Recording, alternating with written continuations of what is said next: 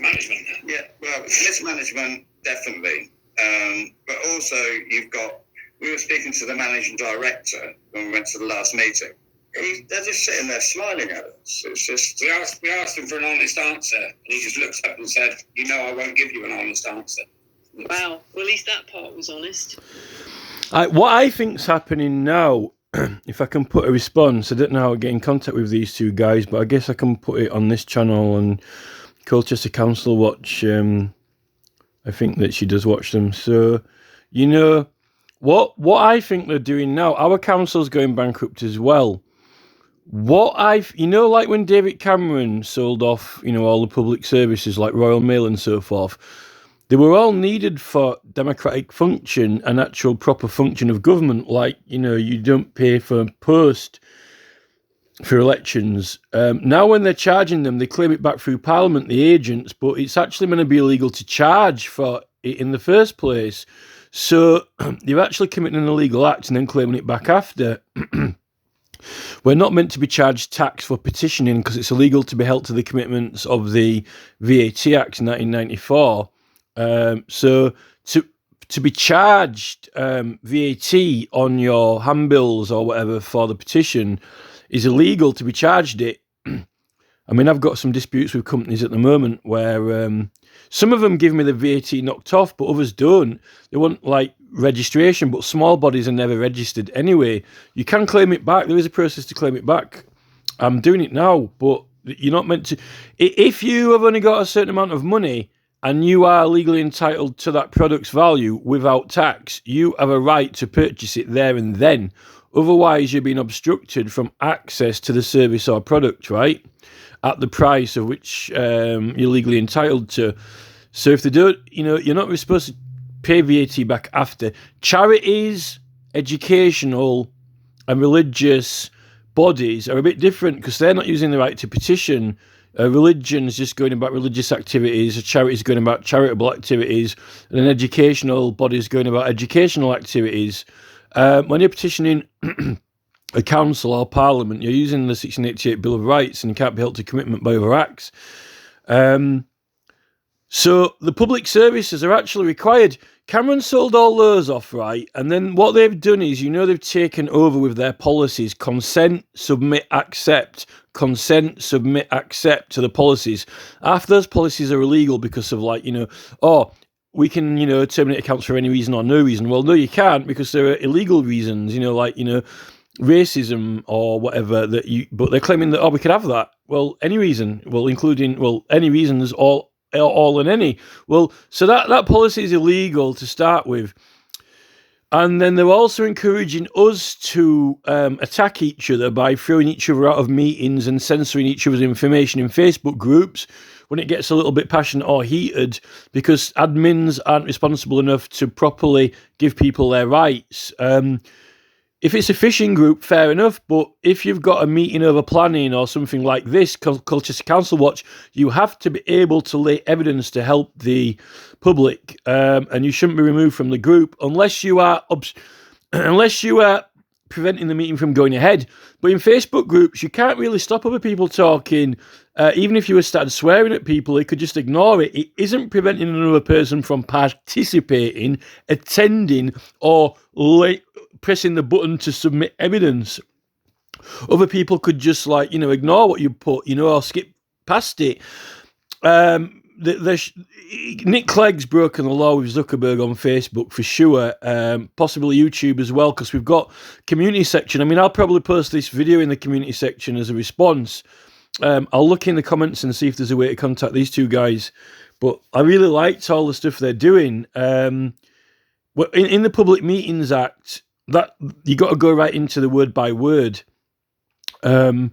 I mean, that's what I'm going into, word for word now. This guy obviously knows what he's talking about with all the procedures that he's done in court to get all these signatures and so forth. It's really cool to see people standing up to the system. I didn't do too bad in court. I could have done a lot better, really, if I'd have known what I know now. Maybe I'm not quite as bold as some people, but it all depends who you get in the courts as well. There are some honest people in the justice system. I'm not saying it is completely and totally corrupt. There are some good people in there. What else did I want to say? Oh, yeah. So what's happening with the councils now? Well, our university, it's literally... what was happening, I don't know where they were getting the money from, but they were getting loads of money poured in from the government, pretty much through the entire career of our MP, Barry Shearman. We've had a constant pipeline of funds. The town centre has been perpetually renewed over and over again. There's always something going on, whether it's a fancy new sports centre or a new university or a new health centre. Always big, always massive, and always at the cost of very beautiful and historic parts of the town and buildings that are losing the identity of the place. And now it seems like the Oriental Learned University is going to end up taking over the town centre. I think they've thrown the money.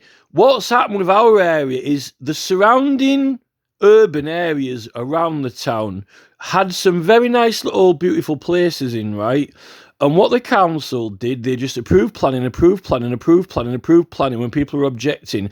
And they literally filled it in. Every nice little view obscured, every nice little corner or place. We're not talking about rich people. We're talking about, like, you know, you might get Cat Smith MP popping up at a row of terrace houses or whatever, trying to make out, oh, it's poor area, get the violin out, but it's not like that.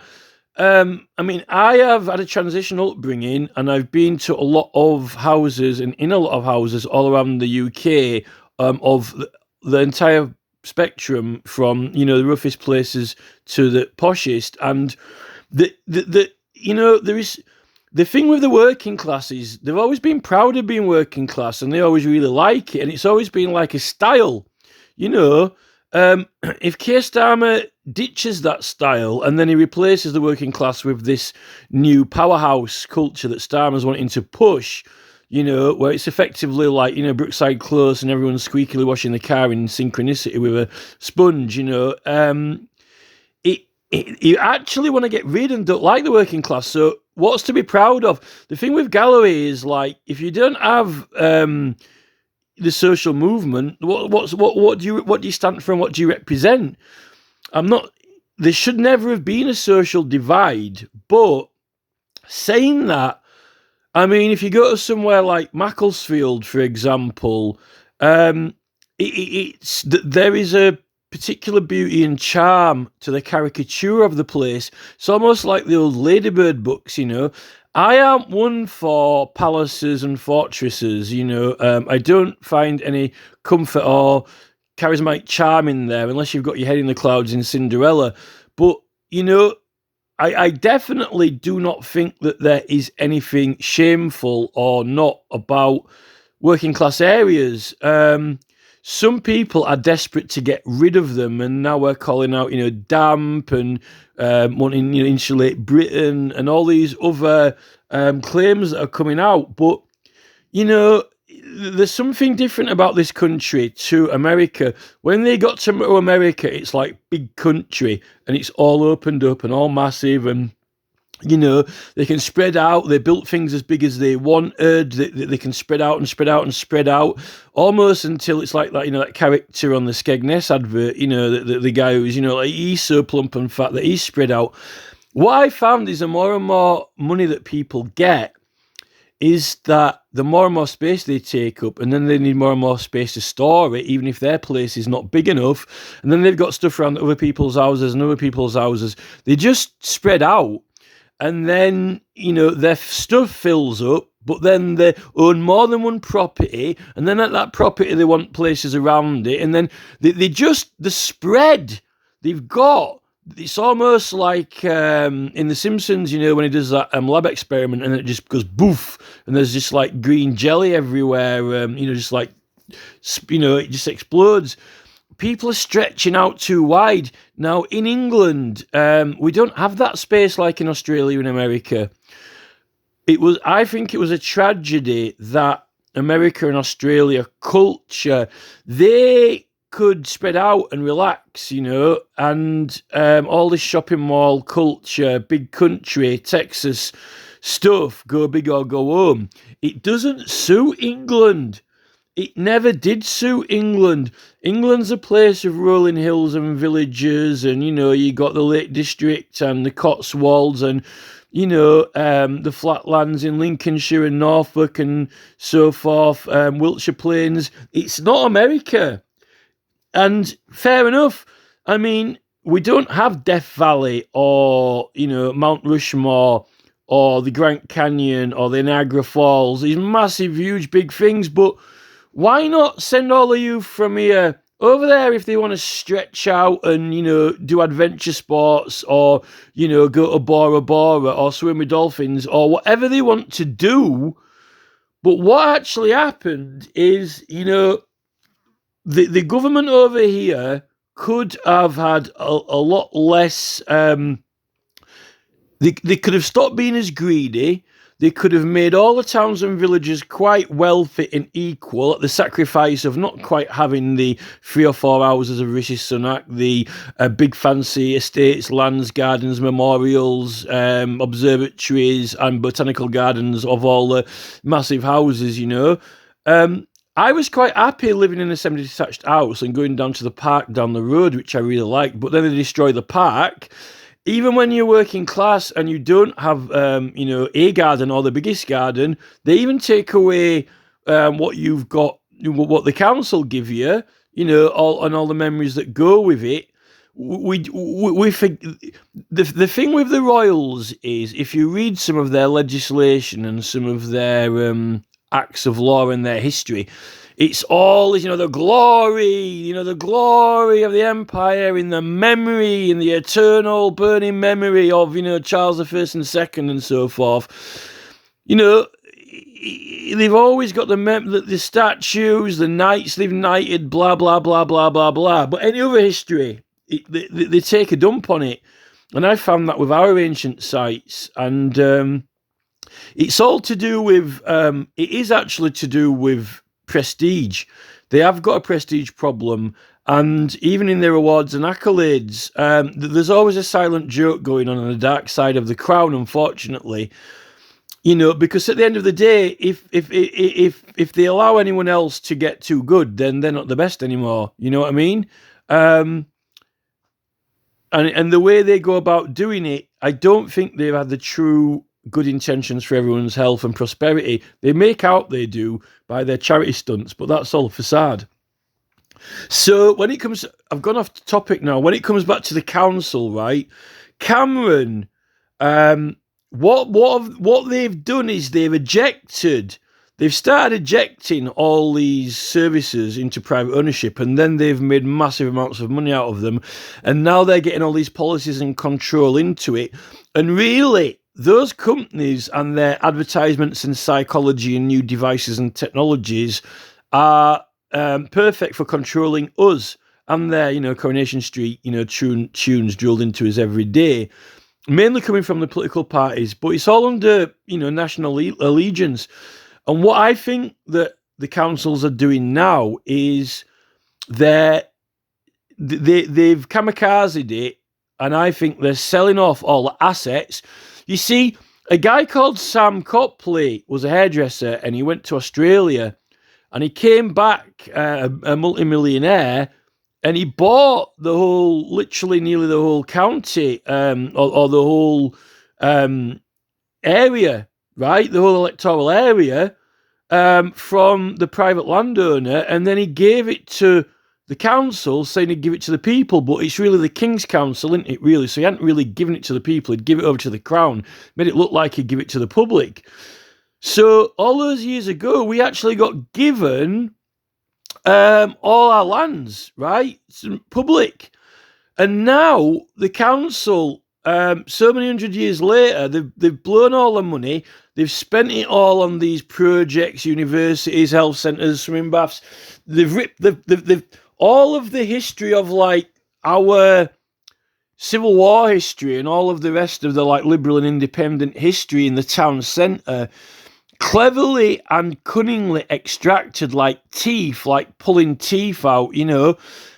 All of the old buildings that would have all been like, you know, something out of Shakespeare or, you know, Stratford upon Avon or something, they actually pulled them all out like teeth, and but that's all the memories and history of the area, and instead they replaced it in 1973 with all this modern council. And you know, in school you learn you're working class, you're working class, you're working class. You know, there's no proper education. You know, did they get better education in America? You know, like William Penn and all the political rights and so forth. We end up being pretty much, you know, nothing more than, you know, proud, you know, mill workers, which, you know, George Galloway and Jeremy Corbyn like that. Now, if that's all you've got, at least when you've got working class places and working class people, and there's nothing nasty about them, they're perfectly nice. You know, they concreted in all of the nice, beautiful places, like the poor but beautiful places, which were very, very charismatic and still very beautiful, with lots of memories in and around the working class areas. So, and this is all the Labour Party. So effectively what the Labour Party did is that if you could find anything good and anything nice about the working class, right? The working class, all of the things that you could find nice about it, right? And I don't think the upper classes ever think there's anything nice about the working class, you know, but there are beautiful and very amazing things there. I mean, if you think of the Batman film, I think that it's a nice gesture, at least on the Batman film, when, you know, they're at the side of the table with the really, really long table, and they're sat at each end of it, at the opposite end of the room, and there's Alfred the butler, but they decide that it's a bit like, you know, cramping their style a bit, so they just go into the normal kitchen, which is a bit more warm and homely. And I know that is like the equivalent of quite a well-equipped, prosperous farmhouse kitchen, but, you know, for me, that, you know, like everything that the Verbs channel stands for. I mean, Verbs doesn't purport to any political party, you know, but really, in a way, there's something different about Verbs, because, you know, he is quite liberal in his attitude. He's got this kind of like, you know, very, very homely, rural, rustic kind of kitchen that doesn't aspire to the clinical. It doesn't aspire to this kind of American, oversized, big country, go large or go home kind of like fully automated Jetsons kitchen, which the Americans seem to not be able to live without. Probably even Robert F. Kennedy. Well, maybe not Chris Hedges and Robert F. Kennedy Jr. I think they might be on a little bit more the modest side. But a lot of Americans are, you know, it seems to be that it's almost kind of like the Skegness character, you know, like stretch out, make some room, you know, but in a ridiculous manner, you know. Verbs really seems to represent this sort of, you know, modest, homely cottage culture, which, you know, you can go to these big places. You know, every single person doesn't have to have necessarily a huge place. I don't think Keir Starmer represents that. I've seen him walk out of his house, actually, and ironically, his own house doesn't seem to be what the political party seems to represent, you know. But there's something different. There's something about England which identifies the place and the people and the culture. And I think with America and with Australia, they started something different. And there's nothing wrong with that. But it's just not England. And they tried to make England into that. And I think it benefited the royals and the crown, because they could erase a lot more of the history. And, you know, I don't sympathise with the Labour Party at all when you've got Cat Smith playing a violin outside a row of terrace houses. I don't think that people should have to live in terrace houses with no garden for the rest of their lives and not aspire to anything more. But the Tories definitely are, and the Labour aren't really helping them.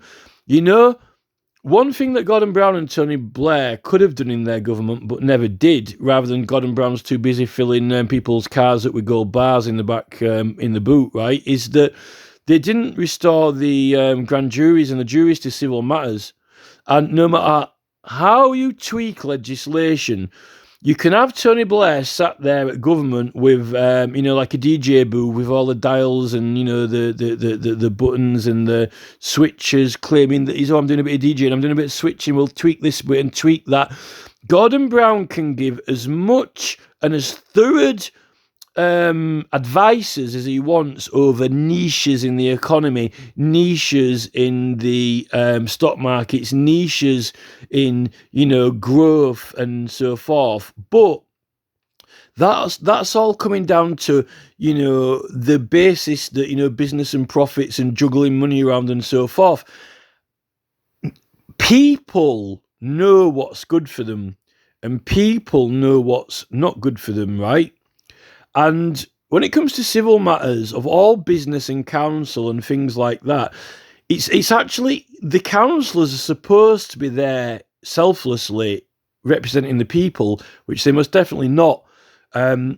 Labour think that just because everyone's voted for Labour, then they've got free rein and Labour can do what it wants. And that's not the case. There are still people who didn't vote for that party who have still got a political right to have a say with the councillors, and they didn't vote for that party, and they've done over half of the people. But they've still got rights to object and interact with consultations and the rest of it, and not support that party, in fact, oppose that party.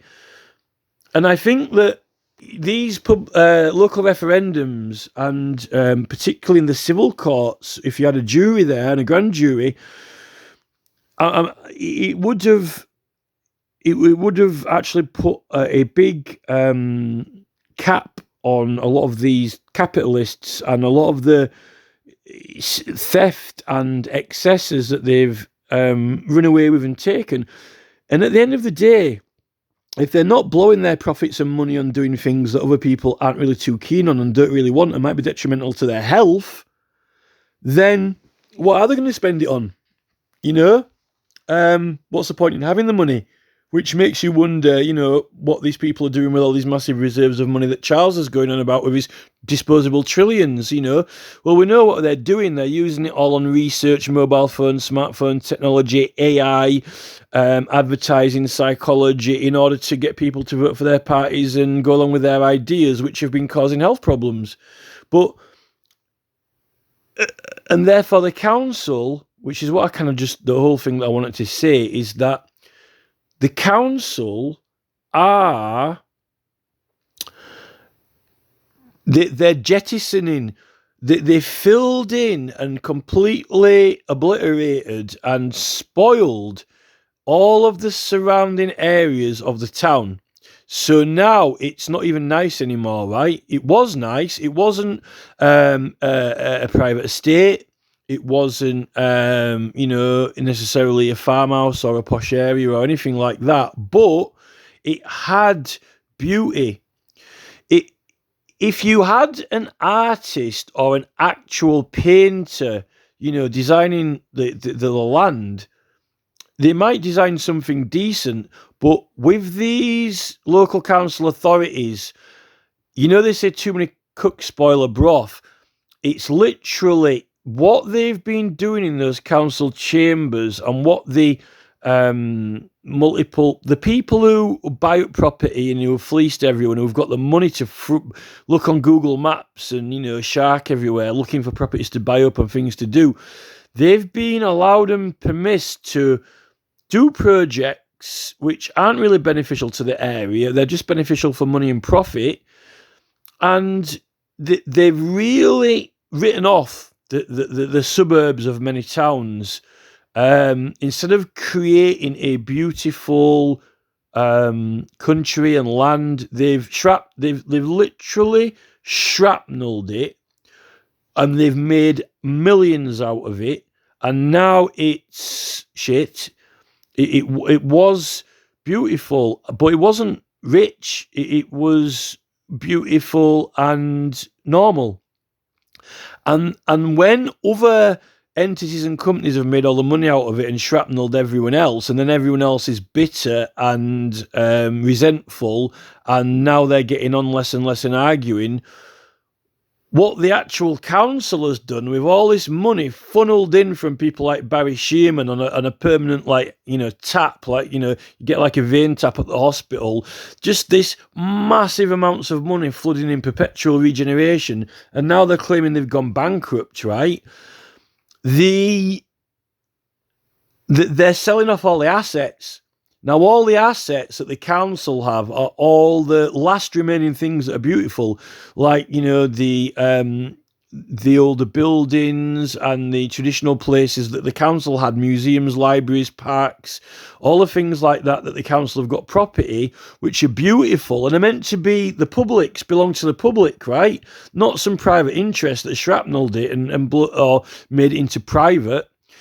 This is what Sam Copley, he went abroad and he came back and he was supposed to have bought it, right? And given it to the people.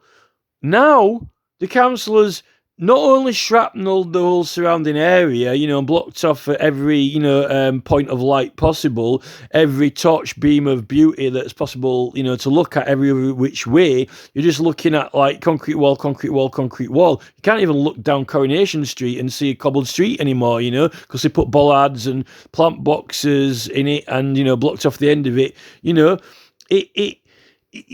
they're actually now selling off all the assets so what happened is, to try and cut a long story short, a very long story short, Blair and Cameron, they've jettisoned off all the required public services, and now what's happening is they're jettisoning off from all the councils all of the local resources and assets, right, over to private, and we won't have control of them and we won't be able to enjoy them. They'll just redevelop them and make them private, and then, you know, pull some more teeth out, right? And then we'll have nothing, right? And then they'll end up selling the town centre to some like Japanese university or whatever, right? And then we'll all be under this social point system, and the digital ID and voting will be all done, and then it'll all be computer controlled. And then what's going to happen? Well, you know, America and Australia really ruined England, I think.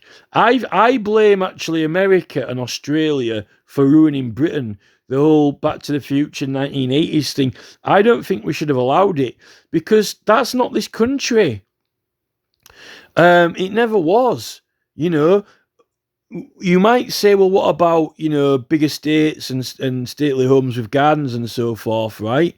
But that is not shopping malls, and that is not urban sprawl, and that is not, you know, Poundland and Currys and, you know, B&Q and the cinema and, you know, things like that.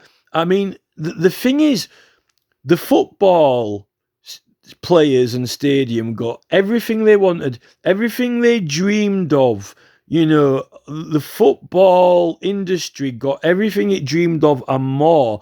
They wanted to make football stars and be worshipped, and they wanted the whole stadium to turn up and all the fans, and they wanted to win the cup, and they wanted all the latest stadiums, and, you know, then these drive-thrus next to it, and then the training centre. They got everything they could have dreamed of and more. The cinema with the tuck shop, with the Ben and Jerry's. That there's nothing they didn't have. Right, and what actually happened to Labour and Barry Shearman is that they spoiled themselves. They spoiled themselves, and all the time they pointed the finger at people who had money, rich people, and they said, "You're spoiled, you're spoiled, you're spoiled. We're poor, we've got nout, we've got nout." And then what happened is they fucked it. They spoiled all the working class, but not on necessarily golden bars or holidays to, you know, safaris. You know, they didn't even really want to educate people. You know, Alvida's aim pet, Lanzarote, Bora Bora, Mallorca or whatever, they weren't selling tickets to the pyramids or, to go inspect some archaeological dig. They sent people to lay on lunges and, scoff down foreign ice creams instead of English ones and make money out of it as well, because they've got companies over there. They really, really did spoil the working class and ruin it and spoil it and actually ruin the area as well. Ruin the place for this kind of what their idea of success is. It is a very kind of clinical and odd vision of some kind of Starbucks, possibly even, or I don't know. It's almost like the VIP lounge. I think the VIP lounge at the football stadium actually is the vision. I mean, they're in the VIP lounge, they're up above everyone else, they're looking down at the top, they've got all the fancy drinks, they've got the private access, only certain people are allowed in, they could got a view of the pitch, they're watching the players down on the dirt in the mud, kicking it around. That's kind of almost like Warburton's in his factory. I think that's really what Labour's vision was. The Barry Sheeman vision is get in the VIP room, get an eye on the pitch, get all the lads kicking it around in the mud, get all the fancy drinks out, get all the gadgets and the tech and that, and then, I'm all right, Jack, as long as the lads are having a good time on the pitch kicking it around, and we'll give them a trophy, but, town is the pitch and the suburbs are kicking it around in the mud. And getting the ball in the net was unfortunately getting the planning permission not through the council, getting it filled in and packed in as much as they can to make money for builders, for lads, for construction, for highways, Care, Balfour Beat Me, for players doing a bit of deals. But what they actually did is just end up with a muddy football pitch. They've ended up with this muddy football pitch of a town, which claims to be state of the art. It's almost like the centre of town now that's been redeveloped and redeveloped and redeveloped and redeveloped. It's almost like the VIP of the football stadium. The council with the new sports centre and the stadium and the new university. That's almost like the soccer VIP room, and then they're looking out around the suburbs of the town, all around it, where, that's where all the action's going on, kicking it around, and they're even getting CCTV and surveillance cameras in there now, right? Watch the lads, watch the force, the lads, the coppers, let's watch Sergeant Plod, go and get some criminals, kick it around on the pitch, in the mud, kick it around, down the alley, up the valley, down the, around the alley. It's almost like the Central Command VIP station in the centre of town now, while they're watching all the action from the advantage point, going on around, all the action, which is really just a mess now. And, give them the trophy for it. But now they claim they're going bankrupt. So, and it's not just our council, it's loads of councils. They're jettisoning it off. It's kamikaze. And what you're actually going to end up, I think, with is just corporate ownership and control. You won't end up with a council. And if you haven't got a council, you haven't got anybody that we can elect. And who's going to be in charge then? You just got private corporate ownership of everything under these policies. Is it going to be controlled online by votes online? Or do you even know if those votes are going to be legitimate online? Or we're all going to be forced to have ID? And then we're all going to be forced to have like digital health identity that's perpetually being tracked.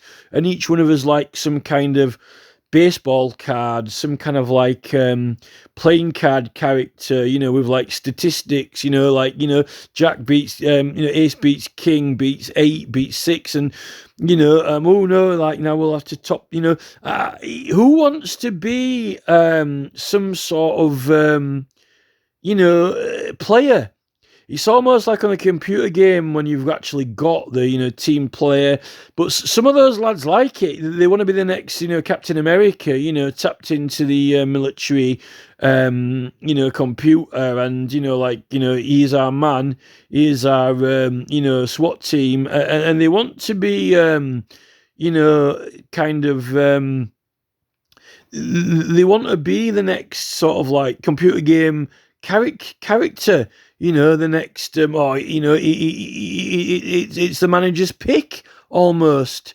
But if you're going to play it like that, it's what is that all about? It's almost like Space Marines or something. Again, that is a military. It's a military model. It's a regime. It's a military model like Starfleet Command, like the Enterprise. It's not the public and peers voting on this or that and natural evolution. It's the army. It is the army, the force, and none of it's going to be. It's all going to be corporate. It's going to be corporate military force, and there ain't really going to be any votes. No, once you are tapped into the health computer and they start messing around with your health dials, then it's going to be about performance. And when it's about performance, then it's going to be about opinion and voting. And if people are tapping with your dials for health and dials for opinion and dials for capacity and dials for voting and dials for opinion, then you ain't going to have no fucking opinion. And when you've got an all knowledgeable government who think that they have the right to make all the decisions, then your decisions ain't going to fucking matter, but if that's what you think the future of the human race should be, then fair enough. But it's ironic. I think that this is the thing with Kennedy. Kennedy now has become a bit of an enigma. I think a bit of a contradiction, because he's like, oh yeah, environment, nature, whatever. But then he's like, oh yeah, Google will have a bit of that, a bit of a bit of the establishment tapping into our personal details and health management and so forth. It's just that he's maybe now he seems to be going to go about it in a more environmentally friendly way. I don't know, but it seems to me that in life, sometimes it's better. Sometimes, yes, do this, but no, not do that. And I think the problem is that some people just, you see this with the celebrities, they just won't, it's insatiable. They don't know when enough is enough of a certain programme. All right, that's enough Coronation Street now. It's enough Emmerdale Farm. They won't stop. But we've got to stop, the thing with the main TV stations and the government is that there's no stop button for them, but they've got a stop button for us, which is clearly evident, like on Facebook and YouTube. We need stop buttons and control buttons, and that's maybe what they're voting in elections are for. And, like in the civil courts, I really actually think that was a major blow to the working class and to people that when they got rid of the grand juries and the civil courts. It was a sneaky one. 1933, I think, finally. I think that was on the cards, because if you think about it, that's before the war as well. When I said that the war, I've always said that the war was really about, some people were just happy with life and content. Not saying that we wanted to live in the Dark Ages or, go back to, prehistoric times, but nothing stops scientists, nothing stops designers, nothing's stopping technology, but it was the fact of putting us all down to the widget factory, and we all had to be handcuffed to the grind bench all day, and they were extracting all the benefits out of it. And the problem with that is that we don't get a say in it. They do. Let the political parties take care of it. I really think that just before the war, they pulled all the juries and the grand juries. There might have been an ability for the public to have intervened, but then when you've got 1940, 1943 and so forth, when everywhere gets blitzed, I don't like the royal family. I'll call them out. I mean, I've complained about Charles, legitimately through law. We're talking about through process of law when they're breaking the law. I call them out on it because I think that they like to. They've got a tendency to reward those who are on their loyal people, but who are loyal to any real true competition that wants equality. Maybe it's difficult to have models like that. Maybe it didn't work out, but that's what American models meant to be based on. But they're saying that, that Tulsi the other day was saying that Tulsi Gabbard was saying that even the American government didn't end up working out being any better. They're still corrupt, whether they've been infiltrated or not. Anyway, from the start, with Lord Baltimore over there, from the colonies, he's questionable. But there definitely is this, they've been chipping away at it all the time in order to undermine everyone else so they can have control. They say it's their way of doing things. Maybe it's the only way they know how to keep order. But when people's health's suffering, and when people, they're making a mess out of the place. I think they've made a complete and total mess out of the place. They might not think they have, but, when they're returning to their, retreat places that are all, singing in front of the X Factor or whatever, if that's what you want, in the swimming pool, X Factor. But that's America again, isn't it, you never saw on, like X Factor, you never got, why didn't you see, why didn't they go, like, you notice on X Factor, right? It was always like, Tom Jones is like, they've got Sharon Osbourne, they've got the swimming pool, they've got like the big, they've got the big piazza in America with the palm trees and the swimming pool and the moonlight or something, whatever. And then they're singing in front of them and it's all on TV.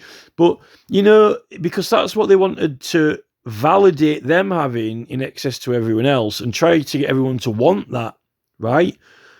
But you never got them like, like singing in the rain. Why didn't you get, why weren't they, walking down the cobbles? You see, I actually think that, George Galloway now, sympathising with Galloway with his like Rochdale election, for example, you would have thought that, for example, under like Galloway's model and ideas of the Workers' Party, you would have thought that, he would have had someone, with talent or someone singing, like Ridley Scott's idea, pushing the bike up the hill, but, singing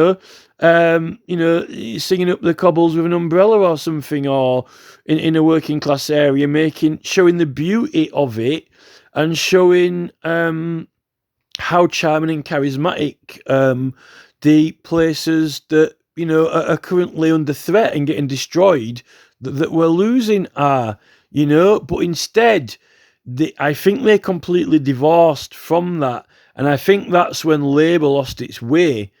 I think Labour kind of like sold out to Australia and America in a sense of all the big stars went out there. This is what life should be. But those people were always from those roots. Maybe they didn't like it, You'd have thought there would have been, although I don't even watch TV, but I know the Strictly Come Dancing studios, never seen the Cavern at Liverpool, but you didn't have Paul McCartney, walking the streets of Liverpool or anything like that with any of the contestants, singing a song. It was always get in the swimming pool, get out to Elton John's place, get on the fucking yacht, on Baroness Mohn's yacht. I don't really think that they actually like England. But if they don't, why don't they, why is it even on English TV? You would have thought that, Tom Jones and Sharon Osbourne would have loaded up a couple of airplanes full of as children, like the Pied Piper of Hamelin, and fucked off with them all, and now we don't have an housing problem. You'd have thought Sharon Osbourne and Tom Jones would have filled up Branson's aeroplane with all his kids like the Pied Piper and fucked off. Paint the town, Mount Rushmore, and built them all villas in America, and then we wouldn't have had an housing problem over here.